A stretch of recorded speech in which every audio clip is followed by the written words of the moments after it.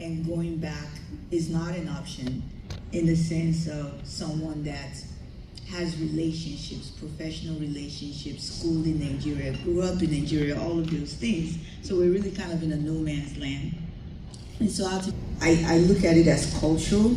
So like one of the things that I strongly believe is that diaspora, especially diaspora like me, even though my cultural inclination, my understanding is not typical for someone that grew up in Nigeria and stayed for long, but it is still relevant, it is still to be reckoned with, and I actually think that for many of us coming from Africa, it is one of the losses that our home countries have when you have children that are born here who don't necessarily speak their home language, who may not have been who may not have had the opportunity to go to Nigeria or to where they're coming from, but they're developed.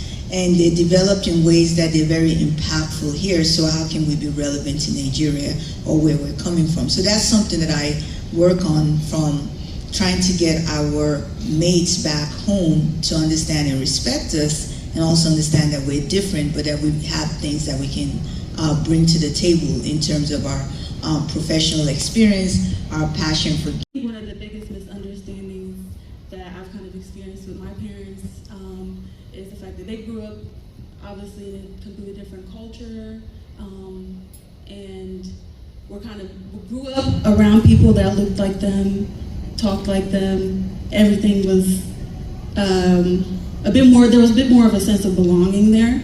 But for those of us that were moved here when we were very young, there's a lot of struggle with identity, fitting in, cultures, sometimes bullying. When I first came here, obviously I didn't speak English at all. I only knew French and the local language from Niger. But obviously I quickly learned that language. But the biggest challenge that I faced with my parents was understanding that our ideas of culture, goals, especially career and schooling, were completely different. Were influenced in a completely different way than what they experienced. As I've grown up, I understand that my parents sacrificed a lot so that we could have different opportunities that they didn't have. They pushed a lot onto me to be successful, to do well in school. And I know a lot of my Nigerian friends say they only had 3 career options: be a lawyer, doctor, or engineer. So there's a lot of back and forth when it comes to that, in terms of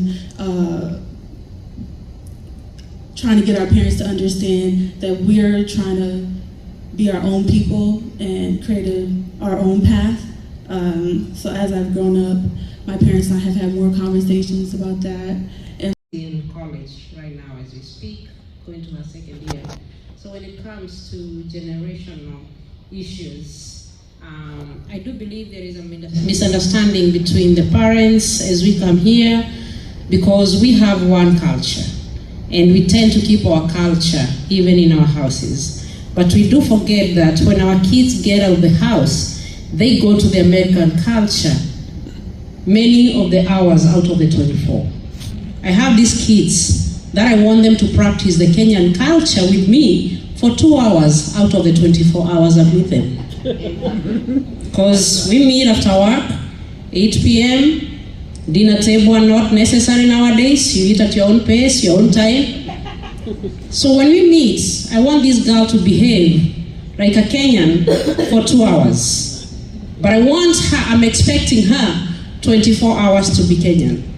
But when she gets out of my house in the morning, she is in the American culture.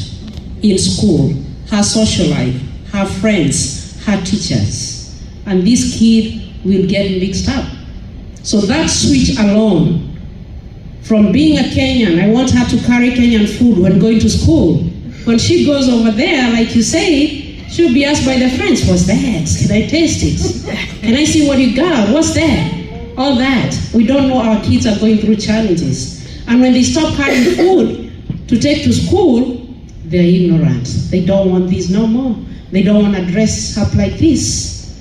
We fail to understand. We misunderstand them. So the best thing that I've noted is we be our kids' friends more than parents, especially in this country. Because a friend will tell you what's bothering. But when it comes to our kids, when she's bothered by school, by what she had carried, she won't come and tell me. Because mama tomorrow will still pack green leaves, cabbages, and ugali for her to carry to school, which did not work out yesterday with the friends, isn't it? But that way, when we make the friendship more stronger than the parenthood, parenting will become easier, especially in this country. Being American, that means they don't like their Kenyan or they don't appreciate their Nigerian.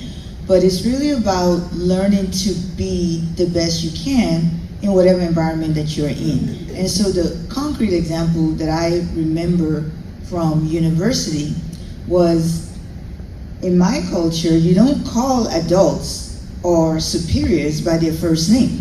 You just don't. And I had such a hard time, and then I finally had to be like, okay, you just have to do this. In my chemical engineering department, the professors went by their first name. It wasn't Professor Shakfe, it was Eric. So when you're coming and you're like professor or Mr. or doctor, you kind of look like you don't have confidence, you're not a performer. And then it's like, no, I've got to call Eric by Eric or he's not going to respect me. But at the same time, your parents might be looking like, did you just say the chairperson of your department is Bud? That's what you call him? I was like, that's what everybody calls him. If I don't call him Bud, I look like I don't know anything compared to the others. Like, we're not on the same. Always a parent, and you are always a friend.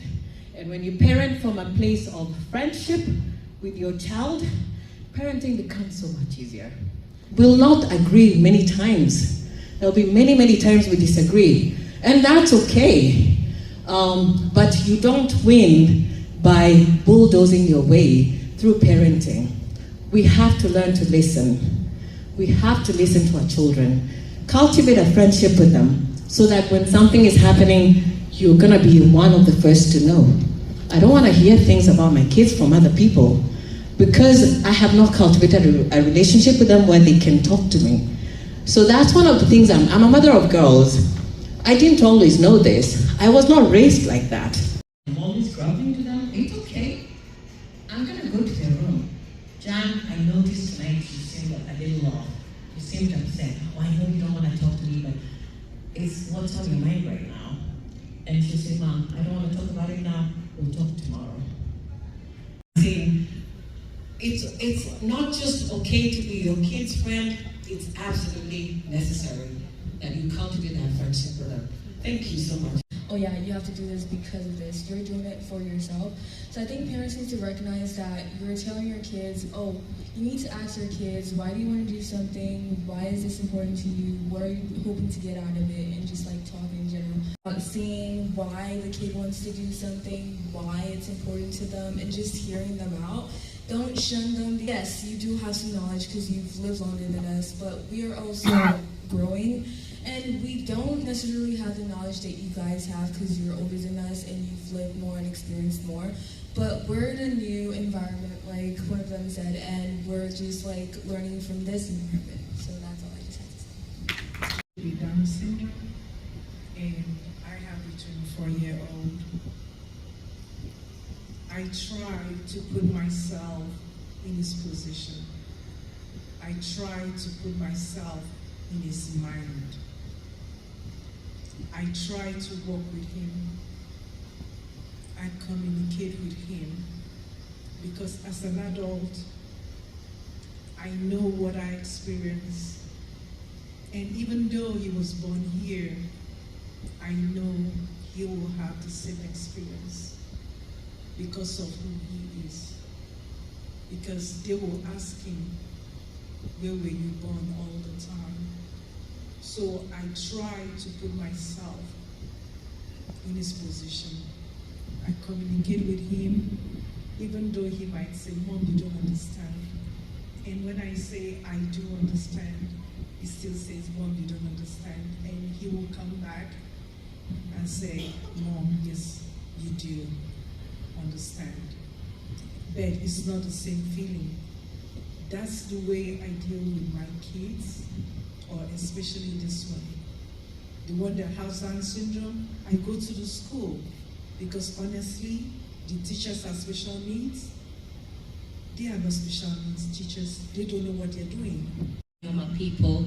So for that question, I will say, not only be a parent for your kid, but also be a parent for the community, your church members. A lot of our kids are there, they don't know what to do in their homes. They go to school and they're being bullied. They are in college and they are being bullied. They don't know how to talk to some of us parents because they are afraid of how we're going to see them, what we're going to tell them. They hide their emotions. They don't know what to do. They start misbehaving. And you don't know why. Let's be not only our kids' parents, but only other children parents. The kid you see at church, ask that kid, how is school? How are you doing? I have little kids, 11, 13 and under, but I tend to be the friends. I have nieces. They talk to me all the time. My church member at church, parents call me just to talk to the kids because they are afraid to talk to their own kid. And that is not fair. We need to be our children's friend. Not only your kid, but other kids too. Because the difference that you're going to make in their life will really help them. You don't know what that kid is going to. They might be smiling because we always judge. Let's stop judging. Let's walking with them, holding their hand and walking with them. We are going to be one community if we walk together. If we listen to them. Just listen. Don't judge. Because they will be afraid. They will be afraid to talk to you. And they will find comfort with a stranger. And you don't want that to happen. And that's it. Thank you so much for having us today.